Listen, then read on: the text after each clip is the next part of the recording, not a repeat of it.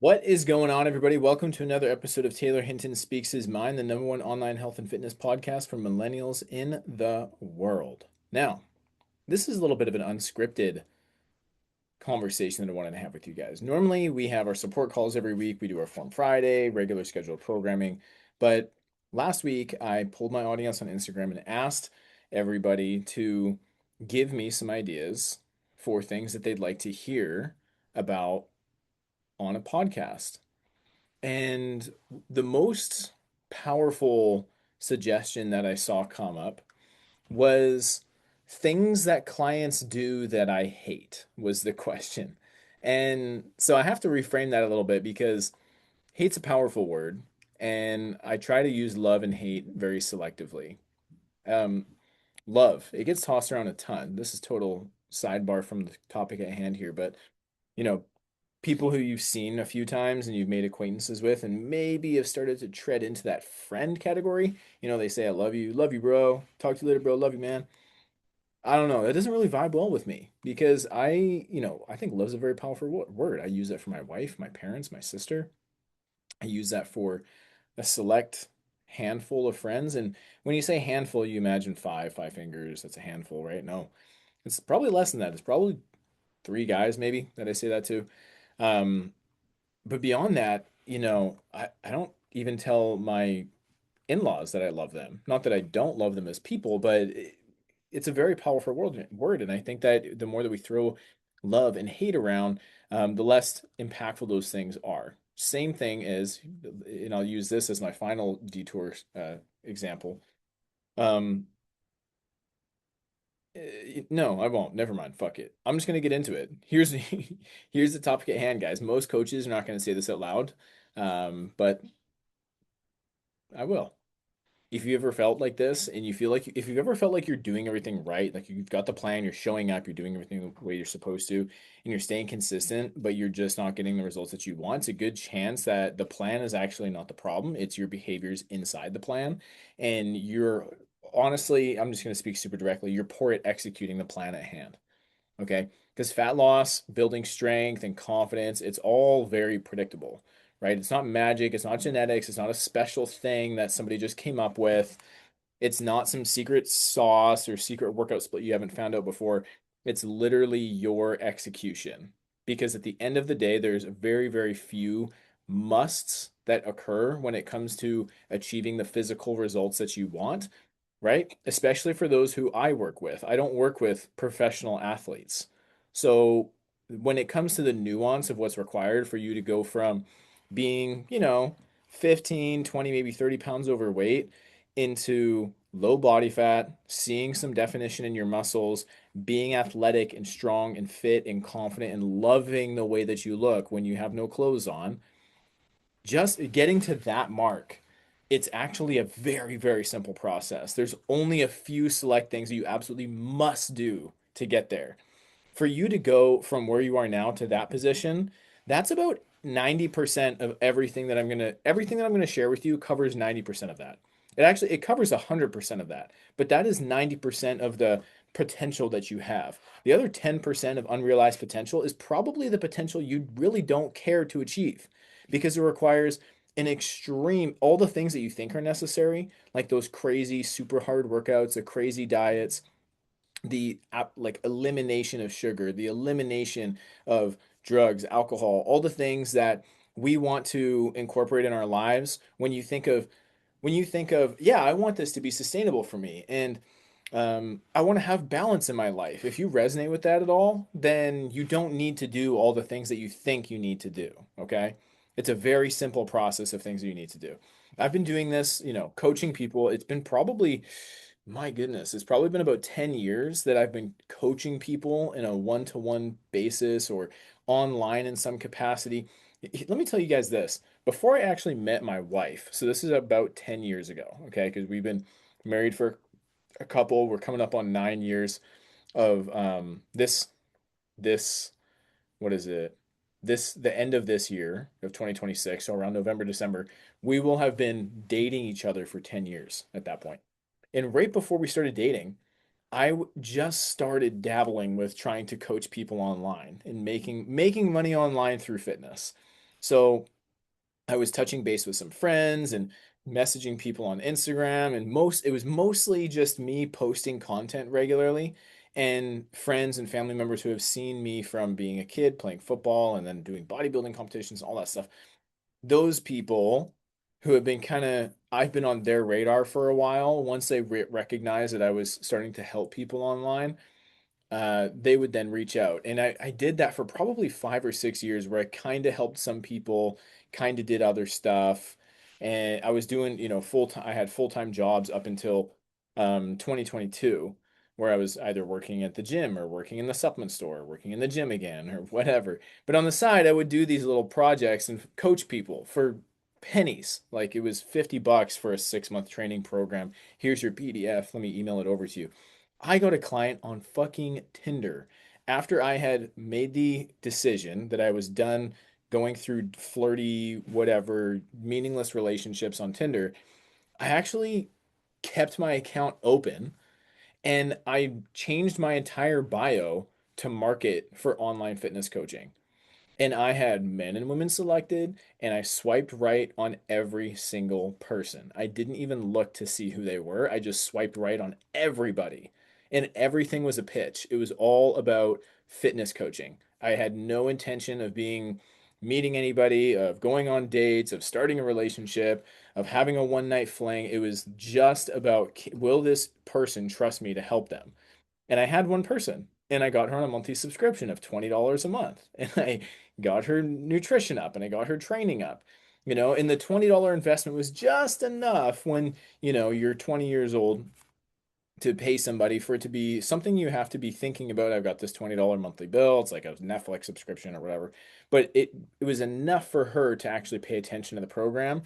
And it was enough for me to feel like it was worth doing something because I was brand new to this. I'd never coached people. I was really just going off of instinct and what I have known from coaching myself and having trainers and my personal knowledge. There was no real certifications at that point for me. So, um, I've been doing it for quite a while at this point, and over the years, there's these patterns that I see over and over again with the same habits and the same mistakes, the same ways that people unknowingly sabotage their progress. And the problem is that most people don't even realize it. They don't even value or understand the significance of these little mistakes that they're making. Most of these mistakes are mental. I'm going to break them down in just a sec. So, basically, in this episode, I'm going to break down for you the exact client behaviors that slow down progress, kill momentum, and keep people stuck way longer than they need to be. And if you see any one of these things in yourself, good. How you respond or how you feel immediately after hearing what I'm about to share with you will say a lot about you and your character. Do you get defensive and upset? Or do you lean into it and are more open minded and excited because now you've understood, you've now uncovered an area that you are deficient in, and now you know what you need to do to fix it. That's what I'm going to share with you here. I'm going to tell you all the things that I see in clients who struggle on a regular basis, and it's up to you to decide whether or not that is something that you align with, whether it's, for good or bad. And then the way to fix it is to do the exact opposite thing. So let's get right into it. The very first thing that I see with people that they struggle with, and you know what? I'm realizing right now there's going to be two parts to this because I have a call coming up with the client in about 20 minutes from now, a little bit less than 20 minutes. And as you guys know, I'm a talker and I want to be able to get through all of these in the most thoughtful way possible. So I'm going to go through the first five and then I'm going to have another episode. I'll go through the other five. Here's the first five. The first one is inconsistent check ins. When you are working with me, there's an expectation that every single week you're going to upload your photos, your weight, and you're going to take body measurements. You're going to measure your left bicep, your left thigh, your hips, your waist, your chest, and that's it. Some people put their calf in their neck. I don't care to see that. But you need to give me those updates every single week. There's two reasons why. One, I want to see that you are paying attention, that this isn't just a secondary thought that's happening throughout the day, that you have active intention of assessing yourself and keeping up to date with everything that's being asked of you. Okay, so basically, are you going to be compliant? Really? The second item is the most obvious. Let's get the objective data that we need so we can make better decisions together. If I don't know where your body is trending on the scale in the photos, do you look bloated and inflamed? Is your waistline blowing out? Like what is going right and what is going wrong? I need that information so I can coach you better. Every 2 weeks, that happens every week. Photos, weight, measurements. Every 2 weeks, my clients receive a biofeedback form. And in that biofeedback form, there's about 10 or 11 questions that ask them things around what are the things that you've done great? What are the things you're struggling with? How's your stress? How's your sleep? How's your energy? How's your hunger? All of these factors play a huge important role in what we're going to do with the program, your adherence to the program, and how do I connect the dots as your coach between the results, the execution, and how you feel about the process. So if you're missing those check-ins on a regular basis, or you're constantly late on getting them done or you miss them entirely, then it shows me that this isn't a huge priority. It's okay if you're on vacation or whatever, you got sick and it's fine. I don't like you shoot me a message, "Hey, I'm going to be late," or "Hey, I can't do it this week XYZ." There right there, you're showing the compliance part. You're showing me that this is important to you. You care to get the feedback from me and you care to see what needs to happen so you can keep making more progress. If you're just skipping your check-ins, it tells me that you're either nervous and embarrassed because you haven't done what you know you needed to do, or this isn't that important. And I'm going to put my energy into the people who are putting their best foot forward too. It's a two-way street, right? It takes both of us to build this brick house, right? I take 50, you take 50. Voila, we have a beautiful 100 bricks that we built together. But if you're not doing your check-ins, how am I supposed to know what's going on? How can I coach you? I can't. There's also monthly one-to-one calls that my clients are requested to schedule out. I'm not forcing them to do it. I'm not messaging them manually saying, "Hey, come on, book your call, please." No, but it pops up in their calendar every single month. And they have at that point the opportunity to book a call 1 or 2 weeks in advance so we can sit down for 15 or 20 minutes, look at everything that they've done well, identify the areas that they need to improve, and make some changes and set some goals for the next 30 days. So, getting those coaching feedback points and being consistent with getting your stuff in on time shows me that you give a fuck. And that's really important because when you're bought in, I'm bought in. If I have to chase you down to do basic shit, it makes it very tiring and draining, and I'm just going to put my energy into the people who really want it. Selective adherence. This is item number 2. People who follow the easy parts or the things that they like, the things that feel good for them, that come naturally to them, but then they ignore the hard things. So, for example, and this it's interesting because they're, with the amount of clients that I'm working with at this point, so many different people have different things that they lean into more. Some people love doing the workouts and getting their steps and they're really active, but then they skip their tracking or they're not tracking until the next day or they're filling in food from Monday when it's Wednesday. Like you should be proactively putting in your food that you are eating for the day because you know what you're going to eat because you've bought it in advance because you prepped it in advance because it's in the fridge ready for you to eat. That's what being diligent with it and taking action looks like. And if you're only selectively adhering to the things that you like to do, then you're also actively saying this other part isn't that important to me. And that gets frustrating because you and I both know that this isn't just a PDF workout plan or some online macro calculator that you could get done for free. Because if that was the case, if that's all you really needed, then you wouldn't have paid me all this money to help you with it. You know that it is a combination of 3 different things, which is the training element or activity element that includes your non-exercise activity, like going for walks or bike riding or whatever you enjoy recreationally, plus the food that you're consuming, plus the habits that you have on a daily basis. And when all 3 of those things work synergistically, fitness becomes very fucking fun and very easy. But if you're only doing 1 or 2 and you're skipping 1 or 2, then there's a huge gaping hole in your ability to make the progress that you want. And you're going to find yourself very, very frustrated. Because think about it this way, even if your training and activity is solid, like 10 out of 10, can't get any better. You're always, always, every single day, 7 days a week, 365, getting your workouts done, hitting your daily step goal. But your habits are dog shit and your food is good. So your food and activity is really, really good. You're going to see great results, but your habits suck, meaning that you're staying out super late on the weekends, and then you're smoking a bunch of weed, and then you have a few drinks, and then because of that, your macros are still on point, like we've already acknowledged, but the food quality sucks because you're going out and getting McDonald's. And then again, you don't sleep very well. So now your training intensity is dropping. So you even if you're perfect with the food and the training, right? That's 66% of the pie. The other third, the other 33% is completely fallen off. That means that at best, assuming your macros and your activity are perfect, which they're not going to be because you're human, you're only at best at 66%. What is that? That's like a C, C minus on a report card or something like that. Like, come on. You're not going to get good the results that you want doing that.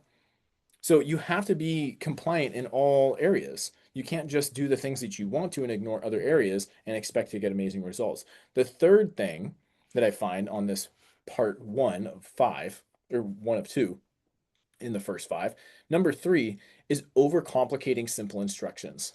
There's one particular client that comes to mind right away. There's a couple. Um, I'm sure if I sat here for another 30 seconds, I'll come up with 10 more. But there's two people that I have in mind right now. And they, unfortunately, and if this is you, then you're not alone. But like I said at the beginning of this, before I even started this list, the process is much simpler than you think. And that can sometimes be met with some friction, which may sound really weird. It may sound counterintuitive to learn, especially if you're somebody on the other side who doesn't overcomplicate things. If you if you are somebody who doesn't overcomplicate things, it's going to sound weird, but as people who overcomplicate simple instructions, it is almost easier. I think this happens on a subconscious level. This is my guess. I think it happens on a subconscious level that people overcomplicate simple instructions because if it truly is as simple as I'm saying, then you might feel really bad about yourself for not having done it by yourself in the first place. And realizing how low the bar is for you to get to the results that you want, understanding that it's not this massive monumental journey, and in fact it's actually just a couple little adaptations in your current lifestyle that you have. You might come to me and you're like 70% of the way there. You've already tracked your food before, maybe not perfect, but you have some experience with that. You maybe have had a personal trainer or have already been in the gym for 5 years and you are doing barbell squats and deadlifts with good form. You might have some really good pieces in place and you think, oh man, I'm doing everything right, but the thing for me to get the results that I really want, it's just way too hard. But maybe it's not. Let's pay this guy and let's see if this is, let's see if he can help me. Let's see if he can motivate me to reach this standard that I find so elusive that I perceive to be the only way to get the results that I want. And then you learn that it's actually the real basic things that you keep letting slip through the cracks. And if you just nailed those things down as simple as they are, you would actually get the results that you want. That can be very frustrating. And when you accept that to be true, sometimes people, instead of rising to that and saying, "Oh, okay, cool, it's really just this simple. I just need to do the work." They go, I don't know if I don't want it to be that simple. This is their subconscious. Their subconscious doesn't want it to be that simple because then it's simple. Then all you have to do is do the thing. And that, again, for this is going to be really weird for people who don't overcomplicate simple instructions, but for people who do, this is resonating a lot. And I know you're going, oh, fuck, like I'm literally self-sabotaging because it's so easy. And if it's so easy, I should just do it and it shouldn't be that hard. You want it subconsciously. You want it to be too hard so that you have something you can fall back on. So you can go, well, I needed to do this, this, and this, and this, but I didn't have the time or the energy or whatever to do all those things. So it's not my fault. It's your subconscious, it's your ego that's trying to protect you from feeling bad about not doing the things that are actually really simple. So what I mean, let's talk about this in like a practical sense, this overcomplicating of simple instructions. When I say that all you need to do is focus on hitting your protein target and sticking within your calories, meaning that I don't actually care so much if you have 150 grams of carbs and 60 grams of fat, or if you totally mess those numbers up, you can have ultimate flexibility. This is what I tell a lot of my clients: hit your protein, hit your calories, ultimate flexibility with carbs and fats. And the only other limiting factor that I'm going to throw in there is that your food needs to be 80% whole foods. Here's the grocery list, and this is how you can identify the difference between whole foods, minimally processed, and highly processed. Okay? So let's get this highly processed stuff. This should only make up about 20% of your diet. And you're going, if you're listening to this for the first time, you're going, well, what does that mean? Well, it's pretty simple because when I say that your calories are, say, 1500, you do 1500 on your calculator times 0.2 is 20%. That's 300 calories a day from processed foods. So that is really simple. That is going to be the barbecue sauce that you put on your chicken or whatever. That's going to be your dessert at the end of the night. That might be a protein bar midway through the day. It's a combination of a few things. Protein bar is going to be like 200 calories. If you had a bowl of frozen yogurt at the end of the night, you can get a low calorie one that's 150 calories per 188 mil. That means that you could have roughly 400 grams of vanilla or Dutch double chocolate frozen yogurt at the end of every single night. 400 grams. That's bigger than your cereal bowl, by the way. And you could have a protein bar, and you could still get the results that you want. So don't ask me, hey, is this food okay? Can I eat this? Am I allowed to have that? What if I eat late at night? What if I don't hit my protein this day? What about stop? The rules are calories are here, protein is here. Include fruits and vegetables, include potatoes and rice and pasta, have eggs, have some sourdough bread. Here's the grocery list, here's the rules. Have fun. Go make it however you want. Because if you ask me as your coach to tell you everything to eat and when to eat it, then I am a bad coach because I'm enabling you to be able to make your own decisions. You don't want to work with me forever, right? You don't want to pay me every single month for the rest of your life. You want to be able to get the information, get an incredible transformation, know what you need to do. Now you can cut through all the bullshit online and you know when a video pops up, you're like, oh, that's good information. Or you're going to go, oh, this guy's just trying to sell me some shit. When you know that and you can just make smart decisions, life gets a lot easier when it comes to fitness. So don't overcomplicate it. Just follow the instructions that are given to you. And when you do your check-ins, and then I go formally look through your profile and say, great job, great job. Ooh, this is an area to fix. Do this, this, and this to fix it, and you're going to be good. You just follow those instructions. And through the process of you doing your check-ins, and doing the process of tracking your food and sticking to your workouts, guess what happens, which is a beautiful thing? You start to learn intuitively how to do these things on your own. You don't need to be told every single thing and get reassured all the time along the way because you've already built up these habits. You've learned through the process of doing the process how to do this by yourself. So you can start to make more executive decisions because you just use logic to do it by yourself, right? Rather than overcomplicating it. So that's number three. Number four is the all or nothing mindset individual. All right. This is pretty common. People see this and you've probably heard this a million times before. But the people who, hey, it's the weekend.